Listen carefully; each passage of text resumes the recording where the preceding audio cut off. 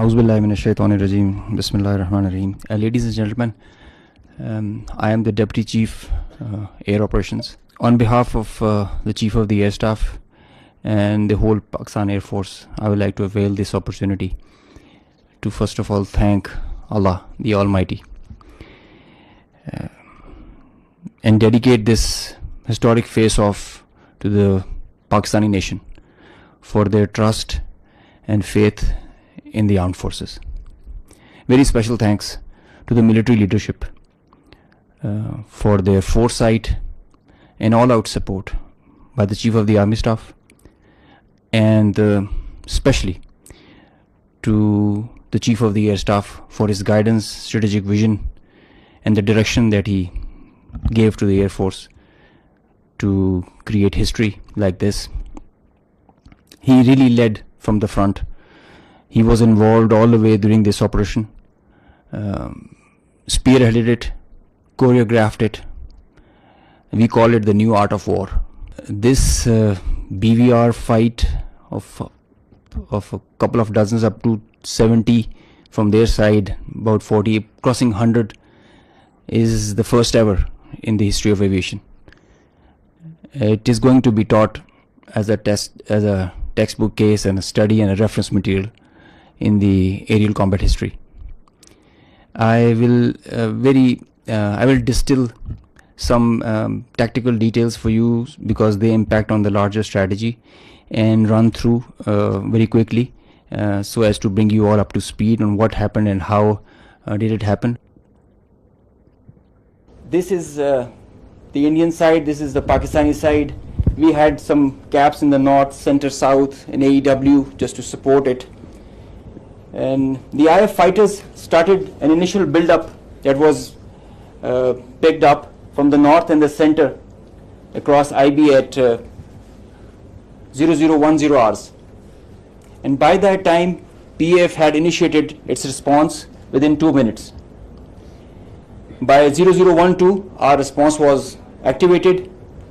The IF started to get their fighters get airborne in large numbers. By the time it has come to 12:30, we were pretty sure that this is going to be the day and the time to knock some sense into these guys once again. So we commenced our multi-domain operations, the pride and joy and the new concept of war that we have. This is the picture that's getting jumbled up. We have huge number of IF fighters that are stacked up in azimuth and in vertical all across, and the PF DCA response is in position. The complete package, when it gets into shape, it is on 4 axes, and we perceive that they will have 4 incisions just to embroil. Up to 60 aircraft, including 14 Rafales, were electronically ID'd by all through our electromagnetic operational environment. We call it the EMO. So by the time they were in air, we had sorted out and contracted all fighters and accounted for. The 60 number, that augmented to 72 through their scrambles that kept on coming just to reinforce and supplement and to saturate the air defense. They thought they could do that for the Pakistani ADGE, air defense ground environment. The complete DCA package response by Pakistani side was also there. We had 42 high-tech aircraft on our side, and the strategy was to have force concentration in our selected AOR and fight at our own strength.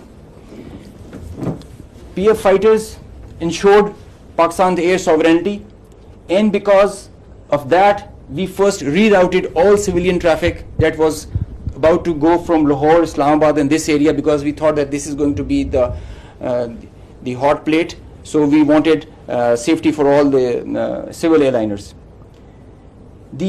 When they had seen this kind of a strong defense on our side, they resorted to launching their air-to-ground weapons while being cis-frontier.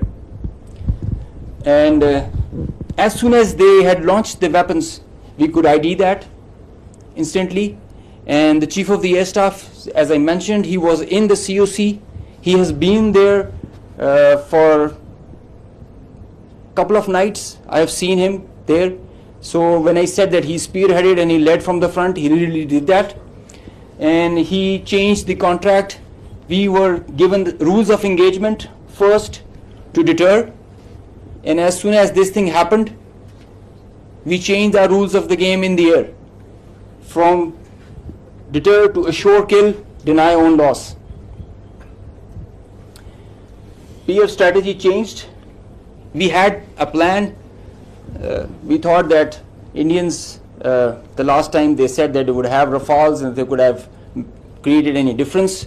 So we targeted their center of gravity and the Rafales. That's why you see good numbers for that. We would have had more numbers, but we showed restraint.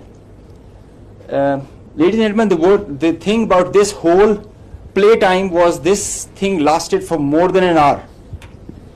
With so many large number of aircraft, so many large number of aircraft on both sides, with so many grinds, and the flow of the BVR, the modern warfare has changed so much that the long stick, the employment is if you don't shoot, you get shot. So that is why the art was to employ them optimally, and that was a big challenge for us. That is why I say that it has never happened before. These are the locations with the range bearing, electronic ID, that we think that we are sure that we have shot. A MiG-29 was shot 8 miles from LOC, bearing 243 20 nautical miles from Srinagar. A Su-30 was shot 192 19 miles, 25 miles from LOC. We have the exact details because you cannot, in the modern battlefield, you cannot conjure up things out of imagination. You have an electronic ID. The aircraft gets picked up by his data link. As soon as you put on your radar, you show yourself, and nobody can hide, nobody can deny that. A Rafale was shot 54 miles from LOC in Srinagar. So you can have all these details. We have exact range bearings because and when you employ your weapon, you know exactly when the missile is getting active, when it is getting and the blip is disappearing, which is verified as you get down for the debrief. So none of the claims have any fat in them. So they are pretty clear, pretty concise, pretty accurate. And I have a audio from a Rafale formation that I will share. The call sign is Godzilla. As soon as those animals are extinct, so this one also got extinct. Please play.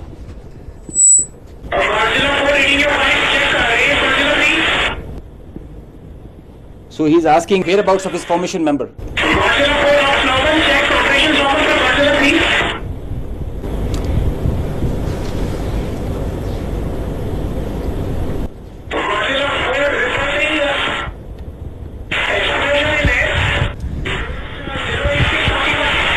So the formation knows, his leader knows that his number, one of his flight member is not there.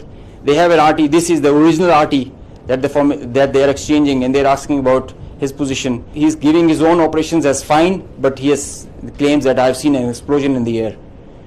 And I will share this detail. It's a long RT that we have. If we can hear one RT of one formation member, we can hear all of them in panic and in distress.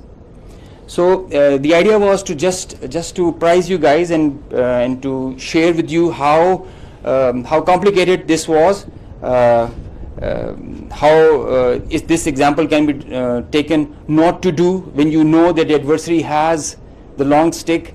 But I must say that it is not the equipment that matters all the time. It is the training, it is the leadership that gives you the direction and the ownership that it shows. That's what matters, and the training, the operational competence that the whole formation has. And I hope they are slow learners, but I think they can get the drift of not doing it again.